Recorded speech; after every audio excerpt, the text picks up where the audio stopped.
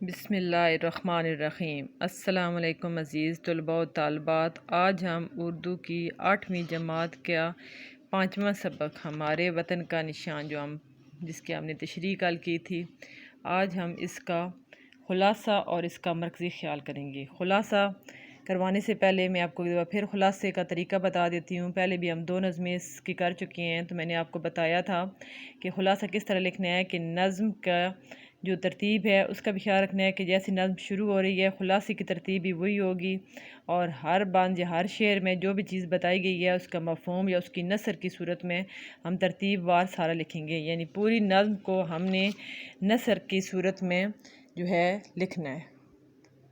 کہانی کی صورت میں پوری نظم کو کہانی کی صورت میں لکھنے کو کیا کہیں گے؟ خلاصہ۔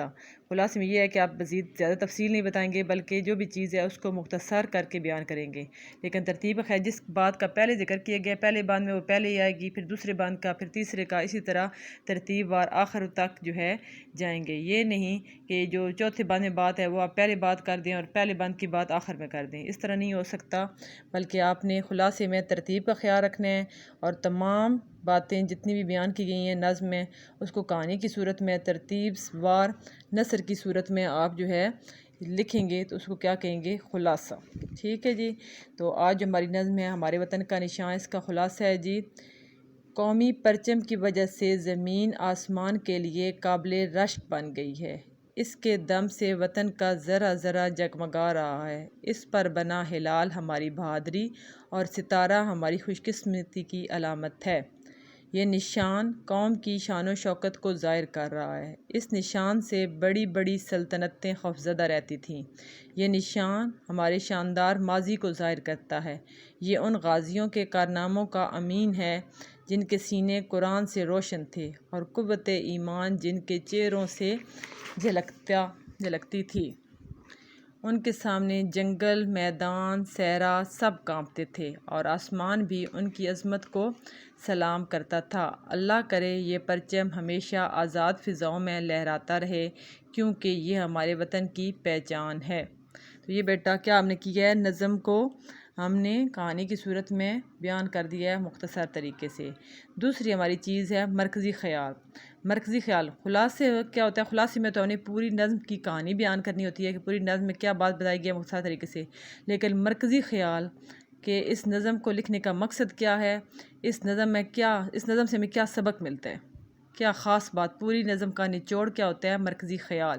تو اس جو ہم نے نظم پڑھی ہمارے وطن کا نشان، اس میں نشان کیا تھا کہ قومی پرچم کسی بھی ملک کی شناخت ہوتا ہے، ہمارا قومی پرچم ہمارے عزم و حوصلے کی علامت ہے اور ہمارے اسلاف کے عظیم کارناموں کی یادگار ہے، کہ جو ہمارا قومی پرچم ہے، ایک تو یہ سب سے پہلی بات جو پرچم کی ہوتی ہے کہ وہ بھی کسی بھی ملک کی شناخت ہوتا ہے، دوسرا کیا ہے کہ ہمارے پرچم پر چاند اور ستارہ بنا ہوا ہے، وہ کیا ہے؟ ہمارے عزم و حوصلے کی علامت ہے، اور تیسری بات کیا ہے؟ یہ پرچم جو ہے ہمارے اسلاف کے عظیم کارناموں کی یادگار ہے۔ اسلاف جو ہمارے آباء و اجداد تھے، جو ہمارے بزرگ تھے، 2 جو بند تھے اس میں ہمارے اسلاف 3 بند میں اسلاف کے کارناموں کا ذکر ہوا ہے کہ ان کی بہادری کو، ان کے کارناموں کو یہ پرچم جو ہے وہ ظاہر کر رہا ہے۔ تو ہماری جو پوری نظم کا نچوڑ تھا اور ہر بند میں ساتھ بتایا گیا ہے کہ یہ نشان، یہ ہمارے وطن کا نشان ہے کہ قومی پرچم ہمارے وطن کی پہچان ہوتی ہے، شناخت ہوتی ہے۔ ٹھیک ہے، تو یہ تمام باتیں جو نچوڑ ہمیں اس نظم سے ملا ہے وہ ہم نے کس میں بیان کر دی ہے؟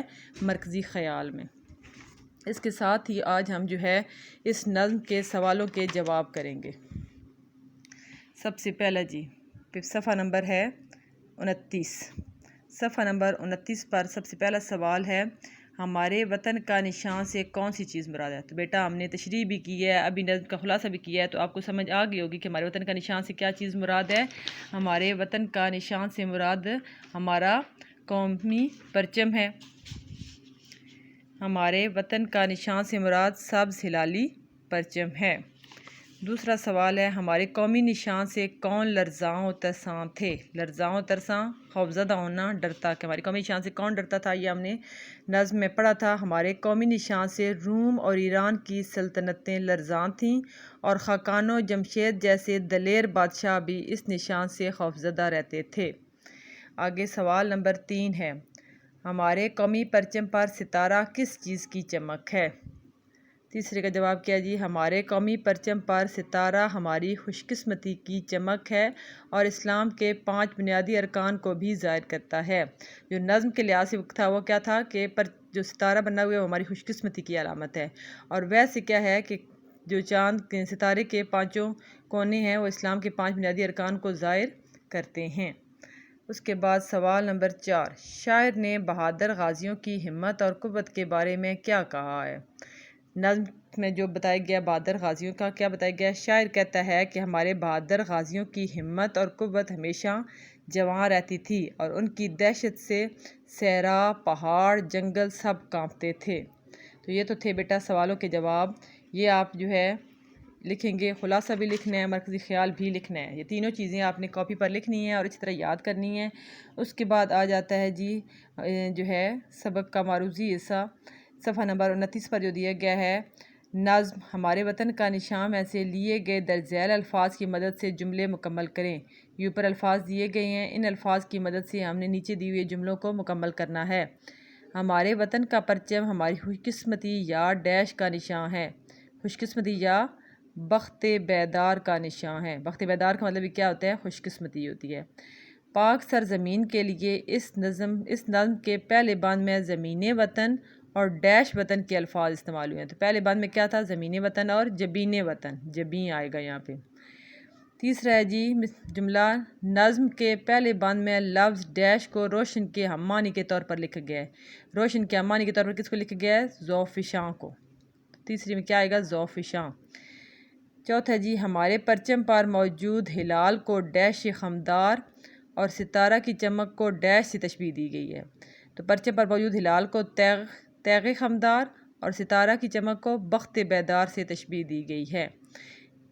پاکستان کا پرچم ہماری قوم کی ڈیش کا نشان مانا جاتا ہے۔ پاکستان کا پرچم ہماری قوم کی سطوت کا نشان مانا جاتا ہے۔ قائد اعظم کی وفات کے دن کو سوگ کی علامت کے طور پر پاکستانی پرچم ڈیش رہتا ہے، سرنگوں رہتا ہے، سرنگوں جھکا رہتا ہے۔ ہمارے پرچم کی سربلندی پر آسمان بھی ڈیش کرتا ہے، آسمان بھی رشک کرتا ہے۔ ہمارے پرچم کی ڈیش سے صحرا بھی لرز اٹھتے تھے۔ ہمارے پرچم کی ہیبت سے صحرا بھی لرز اٹھتے تھے۔ اب اس میں دیکھیں بخت بیدار 2 جملوں میں آیا ہے اور فروزاں کا لفظ کسی میں بھی نہیں آیا، ٹھیک ہے جی۔ تو یہ ایسے ہو سکتا ہے کہ کوئی لفظ 2 خالی اکبر میں بھی آ سکتا ہے اور کوئی جو ہے کسی میں بھی نہ آئے، کیونکہ یہ جو ہے آپ کی ہے کہ آپ نے سبق کو کتنی اچھی طرح پڑھا ہے اور آپ جملوں کو مکمل کر سکتے ہیں یا نہیں۔ تو وہ لفظ دے دیے گئے ہیں، ان سے آپ نے خود اس کو مکمل کرنا ہے۔ اس کے بعد آ جاتا ہے جی صفحہ نمبر 30، دیے گئے الفاظ میں سے مناسب لفظ کا انتخاب کر کے خالی جگہ پر کریں۔ یہ آگے سب کے آگے 2 آپشنز دی گئی ہیں، ان میں سے ہم نے پورا اس کو مکمل کرنا ہے۔ ہمارے وطن کا نشان سے مراد ہے پاکستان کا نقشہ پرچم۔ تو وطن کا نشان سے مراد پرچم ہے۔ پہلی رات کے چاند کو ڈیش کہتے ہیں، بدر ہلال۔ پہلی رات کے چاند کو ہلال کہتے ہیں، بدر 14ویں کے چاند کو کہتے ہیں۔ تو پہلی رات کا چاند ہلال ہوتا ہے۔ خاقان و جم سے مراد ہے روم اور ایران کے فوجی بادشاہ، فوجی نہیں جی بادشاہ اس میں آئے گا۔ ہمارے غازیوں کے سینے قرآن کی روشنی سے ڈیش ہیں، منور ہیں، مزین ہیں، منور ہیں، منور روشن ہیں۔ ہمارے وطن کے پرچم کے آگے ایک جہاں ڈیش ہے، ایک جہاں سرنگوں ہے، جھکا ہوا ہے۔ آگے الفاظ معنی آ گئے ہیں۔ الفاظ معنی ہم نے نظم کے ساتھ ساتھ بھی پڑھے تھے، آج ایک دفعہ پھر دیکھ لیتے ہیں۔ ذوفشاں روشنی دینے والا، خمدار ترچھا، مڑا ہوا، ٹیڑھا، رشک فلک آسمان بھی رشک کرتا ہے، تیغ رواں تیز تلوار، بخت بیدار جاگتی ہوئی قسمت، تیغ تلوار بخت قسمت، جبین وطن وطن کی پیشانی۔ یہ الفاظ معنی بھی ہو گئے۔ اس کے بعد ہے جی نظم ہمارے وطن کا نشان کے مطابق مناسب الفاظ کی مدد سے مصرع مکمل کریں۔ یہ نظم ایسے دیکھ کر آپ آسانی سے پر کر سکتے ہیں۔ اس سے ڈیش ہوئی ہے جبین وطن، اس سے روشن ہوئی ہے جبین وطن۔ یہ ہلال آب ہے تیغ ڈیش کی، تیغ خمدار کی۔ یہ نشان جس سے تھا ڈیش ایک جہاں، سرنگوں ایک جہاں۔ اس سے ڈیش ہے زمین وطن، اس سے رشک فلک ہے زمین وطن۔ یہ ڈیش تک رہے گا یوں ہی ذوفشاں، یہ ابد تک رہے گا یوں ہی ذوفشاں۔ مرکزی خیال ہو گیا۔ اس کے بعد اوپر والی سطر میں دیے گئے الفاظ کے ہم آواز الفاظ نظم سے تلاش کر کے نیچے والی سطر میں لکھیں۔ تو نظم میں سے ہم نے الفاظ تلاش کرنے ہیں۔ قرآن کے ساتھ کیا آئے گا؟ ایمان، خمدار، بیدار، لرزاں، ترساں، جہاں، نشاں، عجم، جم، لہلہاتا، دکھاتا۔ ہم آواز الفاظ جن کی آواز ملتی ہو، جو آخر میں ایک جیسے لکھے ہوئے ہوں۔ صفحہ نمبر 31 پر ایک ہی ہے جی، روزمرہ۔ بیان کے اس طریقے اور بول چال کو روزمرہ کہا جاتا ہے جو اہل زبان کے اسلوب بیان، طریقے اظہار اور گفتگو کے انداز کے عین مطابق ہو۔ اگر کوئی فقرہ اہل زبان کے انداز گفتگو کے خلاف ہو تو اسے روزمرہ نہیں کہیں گے۔ اہل زبان ایک طویل عرصے سے زبان کو پڑھنے، بولنے اور لکھنے کے لیے استعمال کر رہے ہوتے ہیں، اس لیے ان کا پڑھا، بولا اور لکھا درست تصور کیا جاتا ہے۔ اہل زبان جو کہ صحیح زبان بولنے والے ہیں، ان کے کہا گیا ہے کہ جس طرح وہ بولتے ہیں، وہ چونکہ ایک لمبے عرصے سے اس کو استعمال کر رہے ہوتے ہیں، تو ان کا بولا اور لکھا ہوا درست تصور کیا جاتا ہے۔ وہ ہر دن وہاں جاتا ہے، یہ غلط جملہ ہے، اس کا درست کیا ہوگا؟ ہر دن کی بجائے کیا کہیں گے؟ وہ ہر روز وہاں جاتا ہے۔ وہ آئے روز مجھے ملتا ہے، یہاں آئے روز کی جگہ کیا ہم استعمال کرتے ہیں؟ وہ آئے دن مجھے ملتا ہے۔ بھائی کو کہنا کہ مجھ سے ملے، بھائی کو کہنا، بھائی کو نہیں ہے جی، بھائی سے کہنا کہ مجھے ملے۔ بچے کی نیند کھل گئی، نیند نہیں آئے گا، کیا آئے گا؟ بچے کی آنکھ کھل گئی۔ تو یہ تو آج بیٹا ہمارا سبق نمبر 5 ہمارے وطن کا نشان مکمل ہو گیا ہے۔ تو آپ نے بیٹا اس کا خلاصہ، اس کا مرکزی خیال، سوالوں کے جواب لکھنے بھی ہیں، یاد بھی کرنے ہیں۔